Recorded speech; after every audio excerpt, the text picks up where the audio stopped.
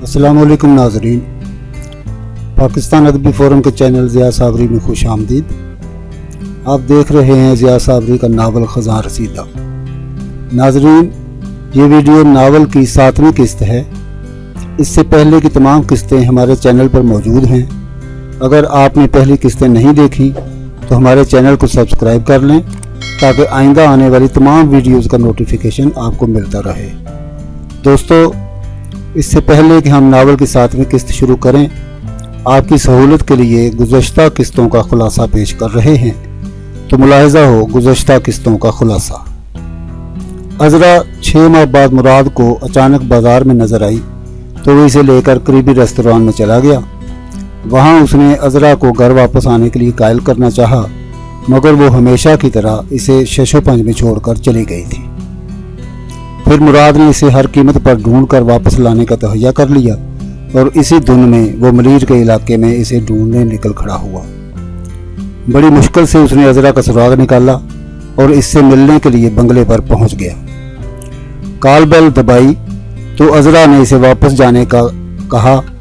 फिर उसको अंदर बुलाकर ड्राइंग रूम में बिठा दिया और खुद अंदर चली गई। थोड़ी देर बाद वापस आकर मुराद के पास बैठ गई कि अचानक ड्राइंग रूम के दरवाजे पर कृष्ण चंद एक पुलिस इंस्पेक्टर के साथ नमूदार हुआ और पुलिस ने मुराद को गिरफ्तार कर लिया। पुलिस मुराद को लेकर थाने पहुंची, जहां मुराद ने पुलिस से भिड़ने की कोशिश की, मगर पुलिस ने उसे फुटबॉल बना लिया और बहुत ज़्यादा तशद्दुद का निशाना बनाया। फिर इसे एक वीरान सी जगह पर एक कोठरी में कैद कर दिया गया। 3 माह तक इस कोठरी में कैद रहने के बाद मुराद ने एक सिपाही परियल को अपना हमराज बनाया और उसकी मदद से वहां से भाग निकला। घर पहुंचा तो उसका मैनेजर घर का सामान उठाकर मकान खाली कर गया था। दफ्तर भी अपनी जगह मौजूद ना था। अब मुराद बेघर बेखानमा था।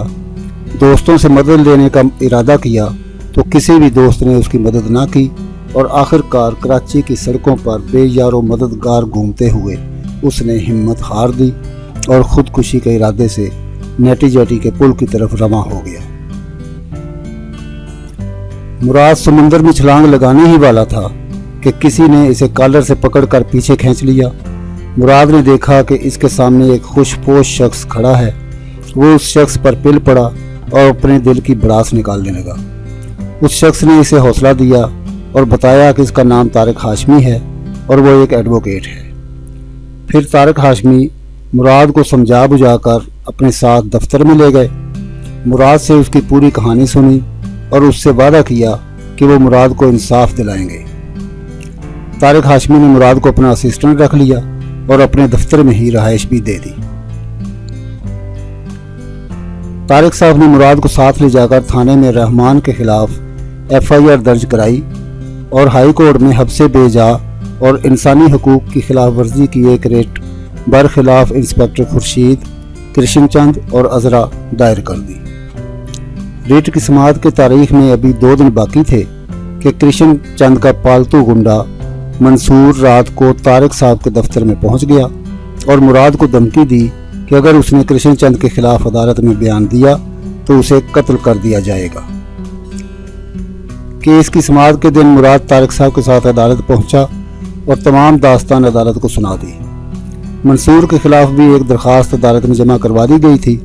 समाअत शुरू हुई तो मुराद के बयान के बाद अदालत ने कृष्ण चंद से पूछा कि क्या अज़रा उसके साथ रहती है, तो कृष्ण चंद ने इकरार कर लिया, जिस पर तारिक साहब ने पॉइंट नोट कर लिया और अदालत की तवज्जो दिलाई कि एक मुसलमान लड़की एक हिंदू के साथ किस रिश्ते से रह रही है। अदालत ने इसी पॉइंट को बुनियाद बनाकर कृष्ण चंद और अज़रा की गिरफ्तारी का हुक्म जारी कर दिया और साथ ही मंसूर के खिलाफ दायर दरखास्त पर कार्रवाई करते हुए मंसूर को भी गिरफ्तार करने का हुक्म दिया।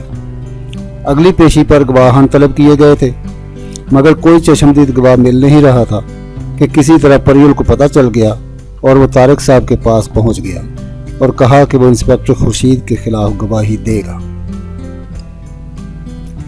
कमरा अदालत खिंचाखिंच भरा हुआ था। वकला हजरात अपनी नशिस्तें संभाल चुके थे और जज साहब का इंतज़ार था। थोड़ी ही देर बाद एक चाको-चौबंद सफ़ेद बुर्राक वर्दी में मलबूस एहलकार ने जज साहब की आमद का ऐलान किया। कमरा अदालत में मौजूद तमाम लोग एहतरामन खड़े हो गए।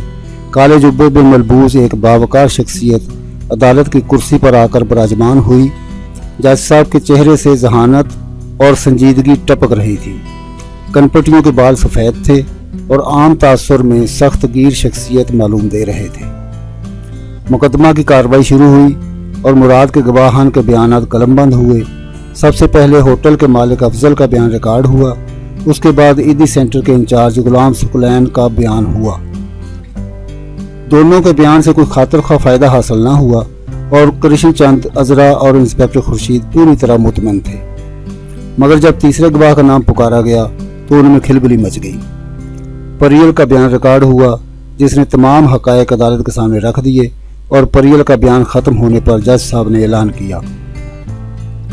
मुकदमे के अहम गवाह परियल के बयान से इस बात की तस्दीक होती है कि मुल्ज़िम इंस्पेक्टर खुर्शीद अपने इख्तियारात से तजावुज़ करते हुए मुस्तगीज़ के साथ ज़ुल्म व ज़्यादती का मुर्तकब हुआ है। गो कि फ़िलहाल इस्तग़ासा अपने इल्ज़ामात मुकम्मल तौर पर साबित नहीं कर सका, लेकिन शक की बुनियाद पर अदालत पुलिस को हुक्म देती है कि इंस्पेक्टर खुर्शीद को मुअत्तल करके हिरासत में रखा जाए और आइंदा पेशी पर इसे पुलिस की ज़ेरे हिरासत अदालत में पेश किया जाए। मुकदमे की कार्रवाई आइंदा समाअत तक मुलतवी की जाती है। जज साहब के हुक्म पर फ़ौरन ही इंस्पेक्टर खुर्शीद को हिरासत में ले लिया गया। कृष्ण चंद और अजरा पुलिस की ज़ेरे हिरासत अदालत से बाहर निकले तो तीनों ही मुराद की तरफ खूंखार नज़रों से देख रहे थे। वो परियल को साथ लेके तारिक साहब की मायियत में अदालत से बाहर आ गया। कोर्ट से खुर्शीद, कृष्ण चंद और अजरा की गिरफ्तारी के अहकामात जारी होने के बाद उन लोगों को यकीन हो गया था कि अब उनके बुरे दिन आ गए हैं। और अजरा के ताल्लुकात किसी ज़माने में वफाकी वज़ीर अब्दुल्ला खान से भी रहे थे और अब उसने जेल से किसी तरीक़ा से अब्दुल्ला खान से रब्ता किया और उससे मुदाखलत करके कुछ करने को कहा। और वज़ीर साहब अजरा के कहने पर तारिक साहब को फ़ोन कर बैठे। अब्दुल्ला खान तारिक साहब के ऑफिस में आए और मुराद और तारिक साहब से मुलाकात की। मुलाकात में अब्दुल्ला खान ने पूरी कोशिश की कि मुराद किसी तरह अपने केस से दस्तबरदार हो जाए, मगर तारिक साहब ने इसे हाथों हाथ लिया और वो अपना समूह लेकर चला गया।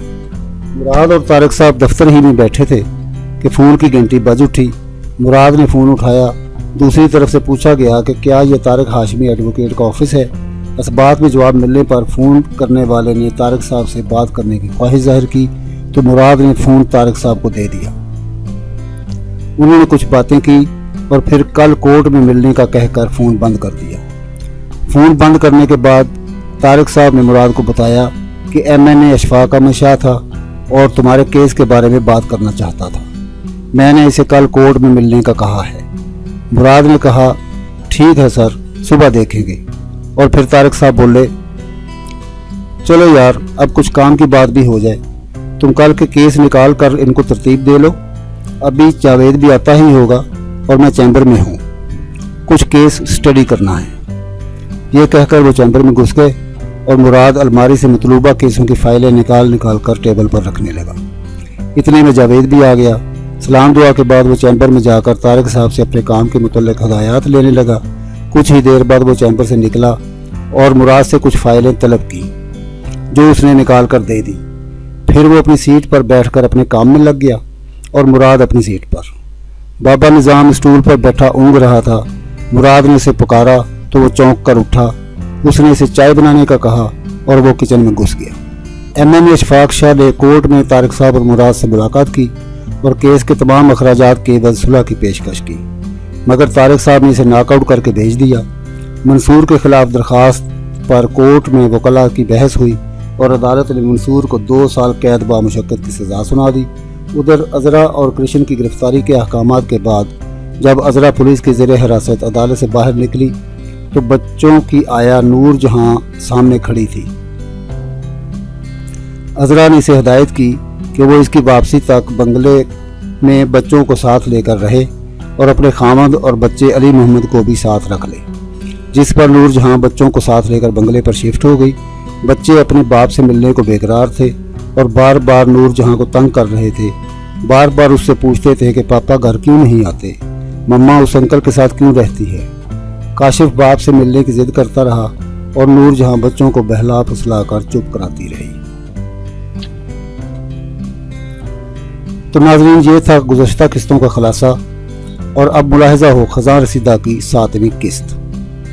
مراد میاں، کل کورٹ میں جو کارروائی ہوئی ہے کیا تم اس سے مطمئن ہو؟ طارق صاحب اپنے چیمبر سے نکلتے ہوئے مراد کو مخاطب کر کے بولے، تو اس نے احتراماً اپنی سیٹ سے اٹھ کر جواب دیا، سر آپ نے تو کمال کر دیا ہے، اب بھی مطمئن نہیں ہوں گا تو پھر کب ہوں گا؟ اب تو تمہیں یقین ہو گیا ہوگا کہ تمہیں انصاف ملے گا۔ طارق صاحب پھر بولے تو اس نے اس بات میں جواب دیا، آج کورٹ میں پہلی ہی پیشی پر کرشن اور عذرا کی گرفتاری کے حکم سے مراد کے اندر ایک نئی روح سرایت کر گئی تھی، اور اس کے پاؤں زمین پر نہیں ٹک رہے تھے، مگر رہ کر ایک خیال ضرور ستا رہا تھا، اور وہ خیال تھا بچوں کا۔ وہ سوچ رہا تھا کہ عذرا تو جیل چلی گئی ہے، اب بچوں کا کیا ہوگا؟ پھر یہ سوچ کر کچھ تسلی ہو جاتی تھی کہ کورٹ سے واپسی پر جب عذرا پولیس کے ساتھ جا رہی تھی تو کورٹ کے برآمدے میں عذرا نور جہاں سے بات کر رہی تھی۔ نور جہاں بچوں کی بہت پرانی آیا تھی، اور دونوں بچوں کو پال کر اسی نے اتنا بڑا کیا تھا، ورنہ عذرا نے تو بچوں کو ذرا سا بھی وقت نہیں دیا تھا۔ گو کہ نور جہاں کے خیال سے دل کو کچھ تسلی ہو جاتی تھی، مگر پھر بے چینی سی ہونے لگتی۔ آخرکار مراد نے طارق صاحب سے دل کی بات کہہ ڈالی، سر مجھے انصاف ملنے کا تو یقین ہو گیا ہے، مگر اس وقت ایک اور مسئلہ سامنے آ گیا ہے، شاید آپ بھی اس مسئلے پر سوچ رہے ہوں گے۔ طارق صاحب فوراً بولے، مجھے حیرت ہو رہی تھی کہ تم ابھی تک اس مسئلے پر بولے کیوں نہیں؟ تمہیں تو اس مسئلے پر بہت پہلے ہی بات کرنا چاہیے تھی۔ بھائی وہ بچوں کے مسئلے کی ہی بات کر رہے ہو نا؟ جی ہاں سر، آپ بالکل ٹھیک سمجھے ہیں، میں کافی دیر سے گو مگو کے عالم میں تھا، سمجھ میں نہیں آ رہا تھا کہ آپ سے کس طرح بات کروں۔ مراد نے نظریں نیچی کیے ہوئے جواب دیا، تو طارق صاحب سامنے والی کرسی پر بیٹھتے ہوئے بولے، ارے بھائی تو اس میں اتنے شرمندہ کیوں ہوئے جا رہے ہو؟ میں اسی سلسلے میں چیمبر سے باہر نکلا ہوں، چلو اٹھو چلتے ہیں بچوں کے پاس، ویسے تمہیں وہ بنگلہ تو یاد ہے نا جہاں عذرا رہتی ہے؟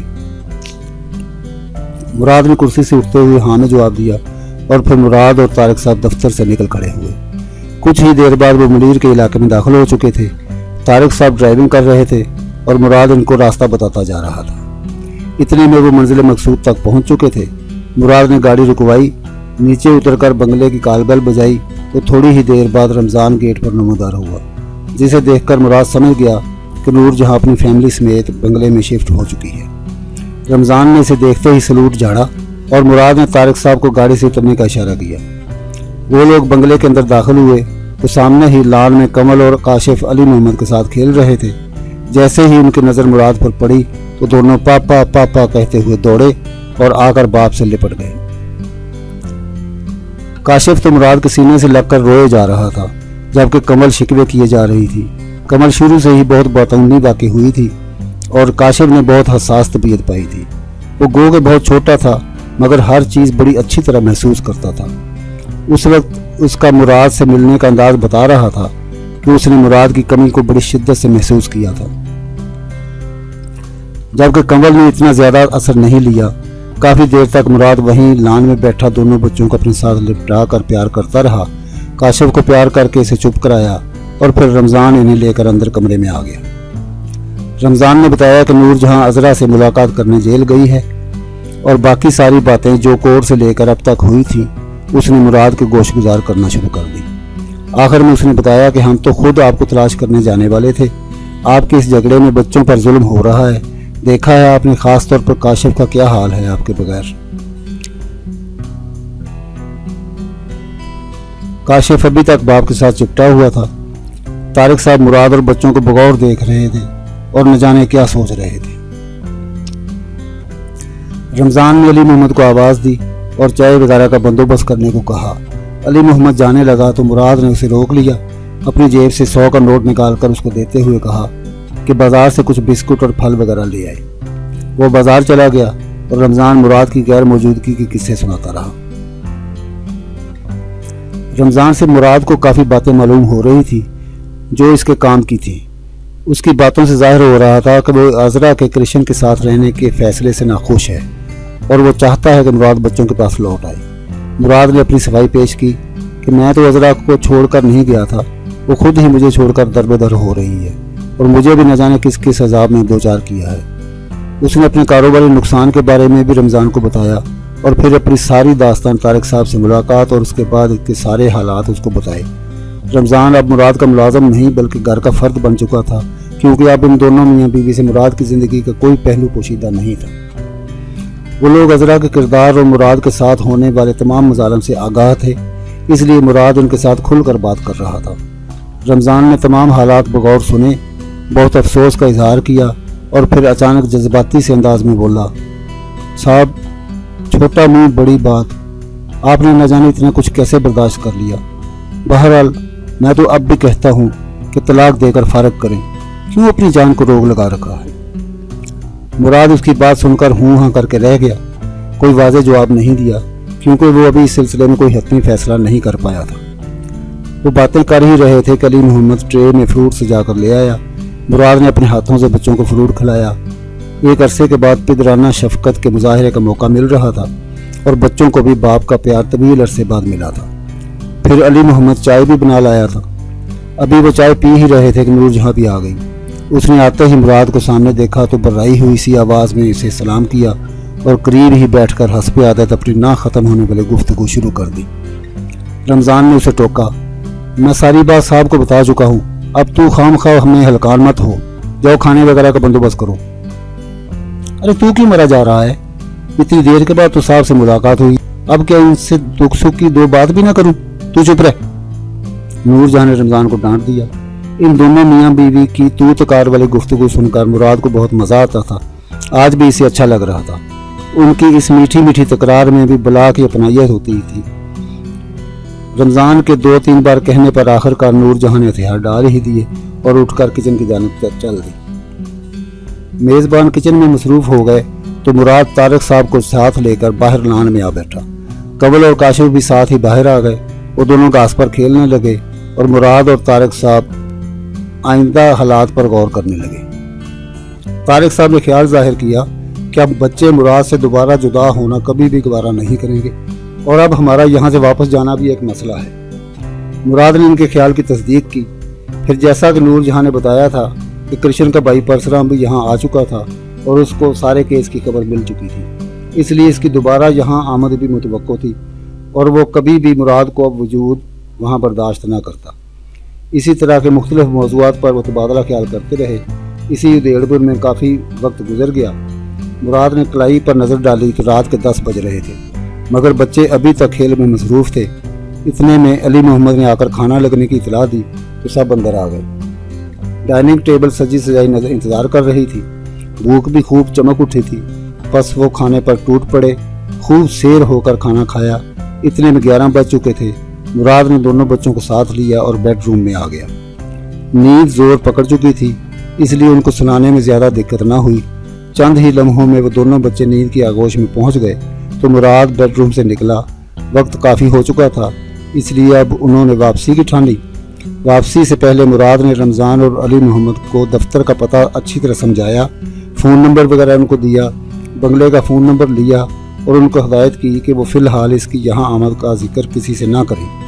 اگر پرسرام آئے تو اس پر بھی ظاہر نہ ہونے دیں اور رمضان صبح دفتر آ جائے تو باقی باتوں پر غور کریں گے۔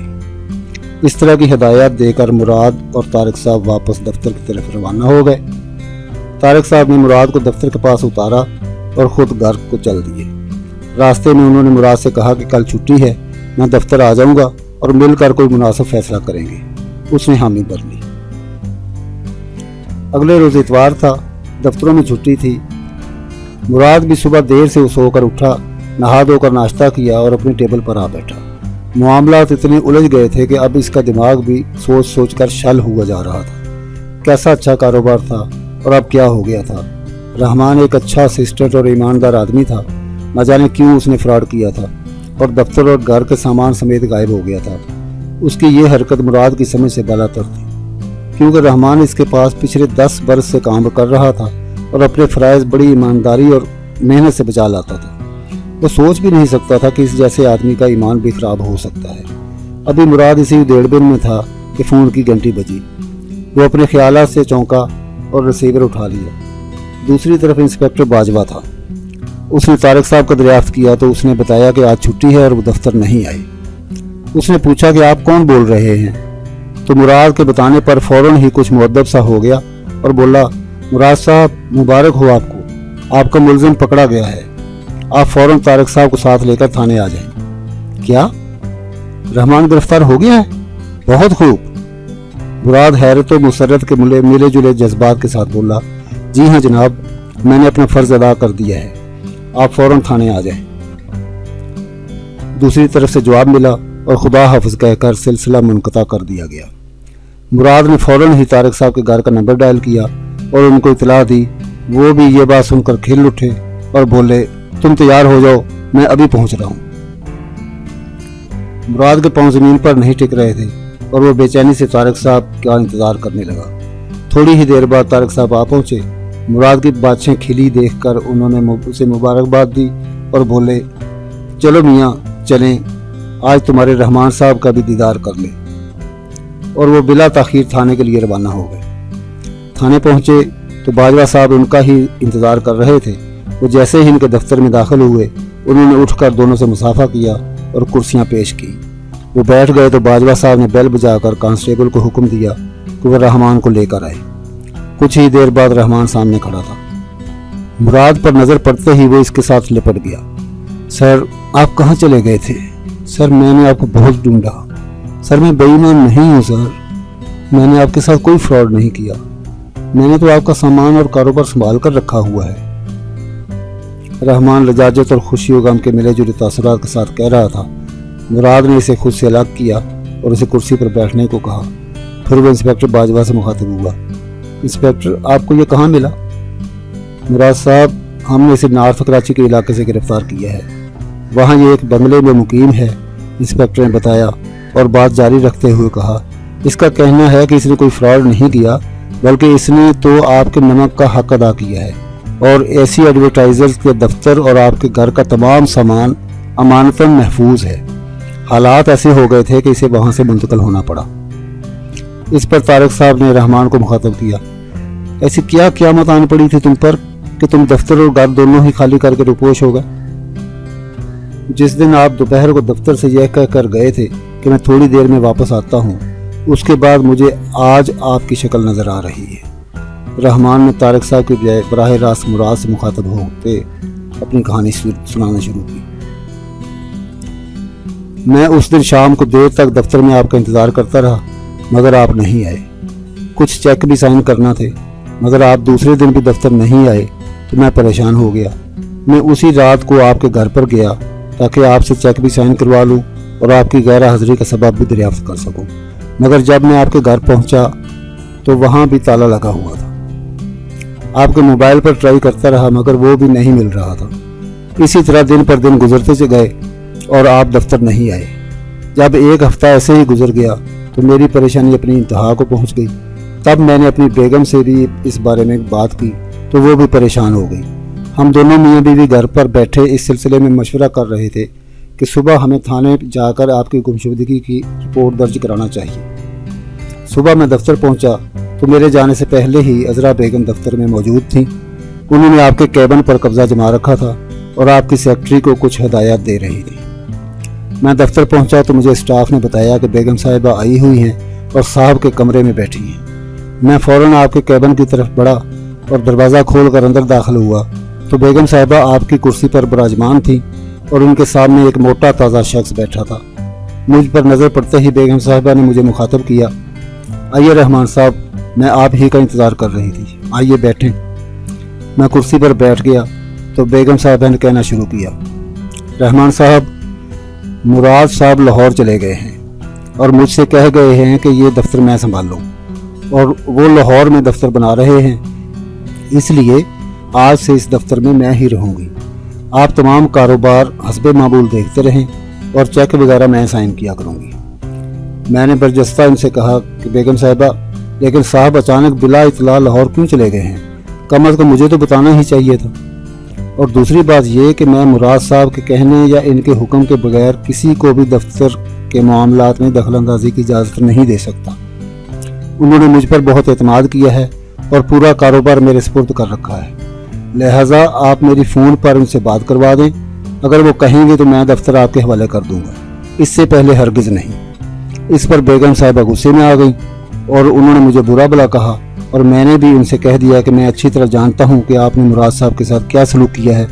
आपकी ही वजह से वो बेचारे हर वक्त परेशान रहते हैं और अब न जाने आपने उनको कहाँ छुपा दिया है। मुझे तो शक है कि कहीं खुदा न खास्ता उनके साथ कोई बड़ा हादसा न हो गया हो। हमारी इसी कश्मकश में शाम हो गई और अब बेगम साहिबा ने शाम को दफ्तर बंद करने और तमाम चाबियां उनके हवाले करने का हुक्म दिया, मगर मैंने चाबियां देने से इनकार कर दिया और तय ये पाया कि सुबह मार्केट के सदर को बुलाकर इनके सामने मैं दफ्तर आपके हवाले करूंगा और वो भी इस शर्त पर कि आप अभी मेरी बात मुराद साहब से करवाएं। जिस पर अजरा बेगम ने हामी भर ली और दूसरी सुबह आपसे मेरी बात करवाने का वादा करके वापस चली गई। मगर मैं नहीं जानता था कि वो दिल में क्या प्लान बना रही थी। रात को मैं अपने घर में बीवी बच्चों के साथ बैठा टीवी देख रहा था कि कॉल बेल बज उठी। मैं बाहर आया तो एक अजनबी शख्स सामने खड़ा था। उसने मुझसे कहा कि उसे अजरा बेगम ने भेजा है और आपकी मुराद साहब से बात करवानी है। मैंने ड्राइंग रूम खोला और उसे बिठाया और इससे नाम पूछा तो उसने मंसूर बताया। फिर कुछ देर हम इधर उधर की बातें करते रहे और मैं उसके लिए ड्रिंक वगैरह लेने के लिए अंदर से गया तो वो भी मेरे पीछे ही अंदर घुस आया। अब इसके हाथ में पिस्टल था। मैं ये नई सूरत हाल देखकर परेशान हो गया। इससे पूछा कि वो क्या चाहता है तो उसने कहा कि सुबह खामोशी से दफ्तर अजरा बेगम के हवाले कर दो, वरना तुम्हारे बीवी बच्चों को हम जिंदा नहीं छोड़ेंगे। और हाँ, मुराद को भूल जाओ, वो अब कभी भी यहाँ नहीं आ सकता। मैं ये सुनकर सख्ते में आ गया। मैंने फौरन ही उससे कहा कि ठीक है, हमें क्या है, हाँ, अजरा बेगम उनकी बीवी है, अगर वो दफ्तर लेना चाहती है तो ले लें, मगर ये इस तरह की गुंडागर्दी करने की क्या जरूरत थी। मंसूर ने मुझे तंबीह की कि अगर कोई गड़बड़ की तो तुम्हारे लिए अच्छा नहीं होगा और वो मेरी छोटी बच्ची को अपने साथ ले जाते हुए कह गया कि सुबह दफ्तर अजरा बेगम के हवाले करने के बाद तुम्हें तुम्हारी बेटी मिल जाएगी। हम दोनों मियां बीवी सूरत हाल से परेशान एक दूसरे के मुंह तक रहे थे। मंसूर मेरी बेटी को साथ लेकर जा चुका था और मैं कुछ भी न कर सका था। फिर मैंने कुछ सोचकर अपनी बीवी को तसल्ली दी और कहा कि तुम फिक्र न करो, मैं सुबह दफ्तर उन लोगों के हवाले करके बेबी को ले आऊँगा। सारी रात हम इसी परेशानी में जागते रहे और मैं सोचता रहा कि सुबह मुझे क्या करना चाहिए। सोचते सोचते मुझे ख्याल आया कि अजरा को दफ्तरी मामलात का तो सिरे से इल्म ही नहीं है।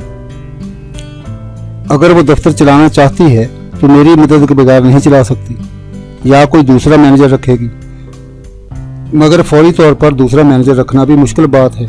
ये ख्याल आते ही मैंने अपना प्लान बनाना शुरू कर दिया कि सुबह खामोशी से दफ्तर अजरा के हवाले कर दूं और मिन्नत समाजत करके इसे इस बात पर राज़ी कर लूं कि मुझे नौकरी पर बहाल रखे और बाद में को मौका पाकर कोई मुनासिब कदम उठाया जाए। ये सोचकर मैं काफ़ी हद तक मुतमिन हो गया, मगर बेबी की फिक्र खाए जा रही थी। मेरी बीवी का रो रो का बुरा हाल था और वो मुसलसल मुझे कोसने दिए जा रही थी कि ये किस किस्म की मुलाजमत है। इसी तरह सारी रात गुजर गई। वो रात मैं सारी ज़िंदगी नहीं भूल सकता। मैं और मेरी बीवी पूरी रात अंगारों पर लौटते रहे। इसी तरह मोहल्ले की मस्जिद से फजर की अजान की आवाज़ गूंजी तो हम दोनों ही उठ बैठे, वुज़ू किया और नमाज के लिए खड़े हो गए। फजर की नमाज पढ़ी और अल्लाह के हुजूर गिड़गड़ा कर बेबी और इसकी खैरियत की दुआ मांगते रहे। सुबह हस्बे मामूल में दफ्तर पहुंचा तो मेरे आने से पहले ही चपरासी ने दफ्तर खोल दिया था। पूरा स्टाफ परेशान बैठा था। हर एक के चेहरे पर गुज़िश्ता दिन के वाक़यात एक सवाल बनकर छाए हुए थे। मैंने तमाम स्टाफ को तसल्ली दी और अल्लाह से दुआ करने को कहा। थोड़ी देर में अजरा भी आ गई। बेबी उसके साथ थी। बेबी मुझे देखते ही मुझसे लिपट गई। गुज़िश्ता दिन वाला मोटा आदमी भी साथ था। वो मेरे पास से गुजरती ही सीधी आपके दफ्तर में जा घुसी और मैं भी उसके पीछे पीछे अंदर चला गया। अजरा बोली, हाँ तो रहमान साहब, क्या ख्याल है दफ्तर के बारे में? बेबी, अभी मेरे पास ही समझो, कुछ दिमाग दुरुस्त हुआ या नहीं?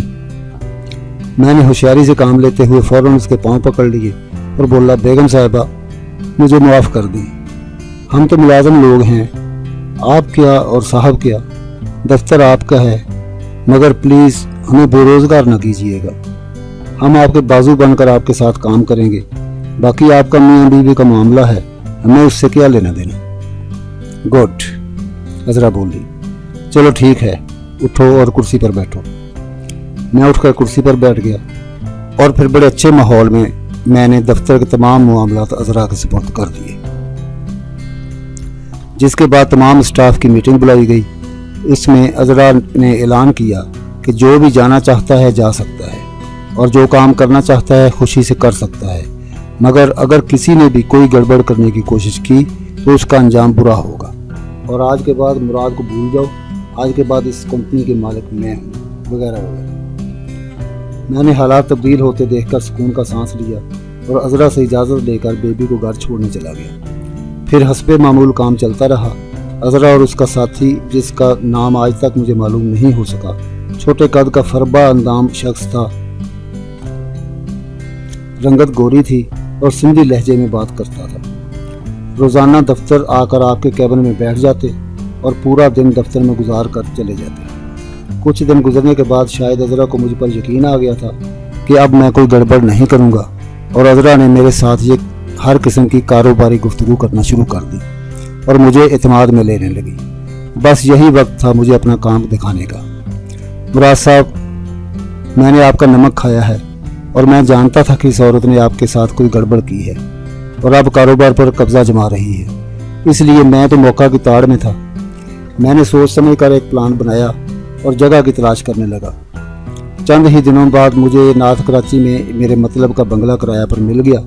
मैंने फ़ौरन एडवांस देकर बंगले की चाबी हासिल की और फिर अपने चपरासी कादर खान और आपकी सेक्रेटरी उज़मा को ही हमराज बनाया, और किसी को मेरे प्लान का इल्म नहीं था।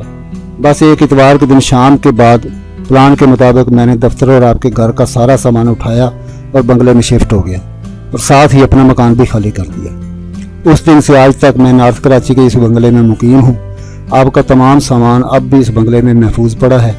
मैं उस दिन से गुमनाम जिंदगी गुजार रहा हूँ और छुप कर रह रहा हूँ, साथ ही खुफिया तौर पर आपको तलाश करता रहा हूँ।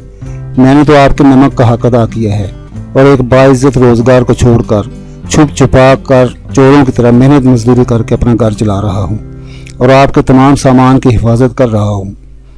इस बंगला का किराया हैसियत ना होने के बावजूद किस तरह अदा कर रहा हूँ, ये मैं जानता हूँ या मेरा खुदा। सर, अब आप आ गए हैं तो अपनी अमानत संभाल लें और मुझे इजाज़त दें कि किसी जगह मुलाजमत वगैरह करके अपने बीवी बच्चों का पेट पाल सकूं। मेरी बीवी ने बारहा मुझसे शिकवा किया है कि उनको किस जुर्म की सज़ा मिल रही है, मगर मैं अपनी बात पर अड़ा रहा। अब खुदा के लिए सर, मुझे आज़ाद कर दीजिए। मुझे पता नहीं कि आपके साथ क्या गुजरी, मगर मैं आपके लिए इससे ज़्यादा कुछ नहीं कर सकता। बहरहाल अब आप। मुराद ने रहमान की बात पूरी नहीं होने दी और उठकर उसे घसीट कर गले लगा लिया। तारिक साहब हैरत और खुशी के मिले जुले जज्बात के साथ रहमान को देखे जा रहे थे। उधर इंस्पेक्टर बाजवा भी कहानी का रुख बदलते देखकर शशदर सा रह गया। फिर तारिक साहब ने इंस्पेक्टर को मुखातिब किया, बाजवा साहब, आप रहमान का बयान लेकर अपनी कार्रवाई मुकम्मल करें और इस FIR का भी चालान अजरा, मंसूर और कृष्ण चंद के नाम करके अदालत में भिजवा दें। आपका काम ख़त्म। तावन का बहुत बहुत शुक्रिया। इंस्पेक्टर ने मुंशी को बुलाया और रहमान का तमाम बयान रिकॉर्ड कर लिया। तो नाज़रीन, ये थी खजान रसीदा की 7वीं किस्त। दोस्तों, उम्मीद है कि आपको नावल पसंद आ रहा होगा। अगर आपको ये वीडियो पसंद आई हो तो इसे दोस्तों के साथ शेयर करें और लाइक करें। शुक्रिया। मिलते हैं बहुत जल्द अगली किस्त के साथ। तब तक के लिए अल्लाह हाफिज़।